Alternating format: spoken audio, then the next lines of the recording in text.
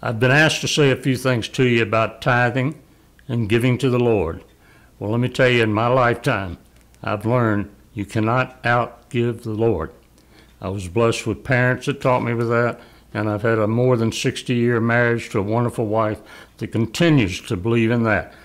Let me read just a little bit from Malachi, if I may. Bring all the tithes into the storehouse, and try me now in this, says the Lord of hosts. If I will not open for you the windows of heaven and pour out for you such blessings that there will not be enough room to even receive them. I have kind of proven to myself that that's true. We have been so blessed. We've been just blessed in many, many ways wherever we have gone.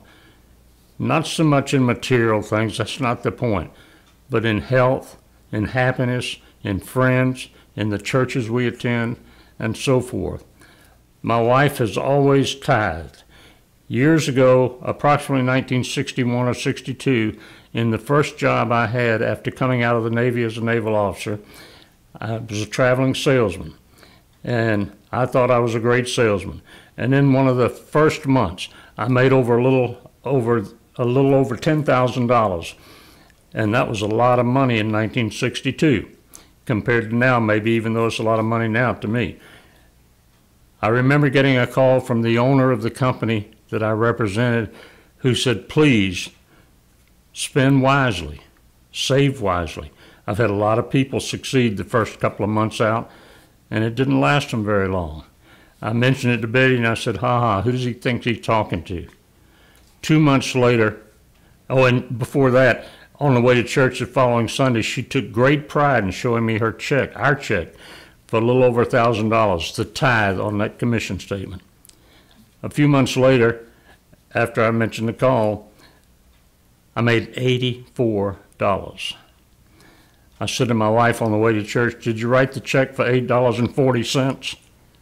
She says, no, I gave them all $84. Now get back out there and go to work, and work smarter and harder. I said, okay. Well, it worked, and we've done well.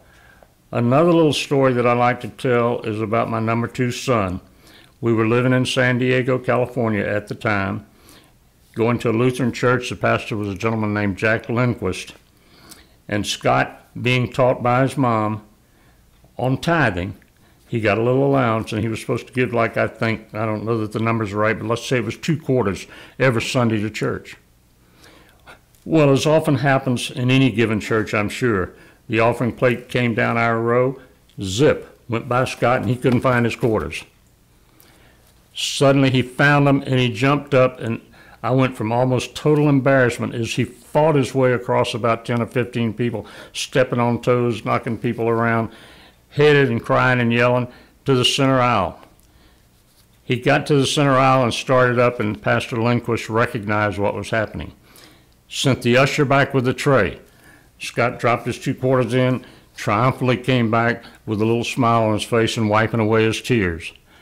And then I went to almost total pride when the pastor said, wouldn't it be nice if every church member worked that hard to get their tithe turned in?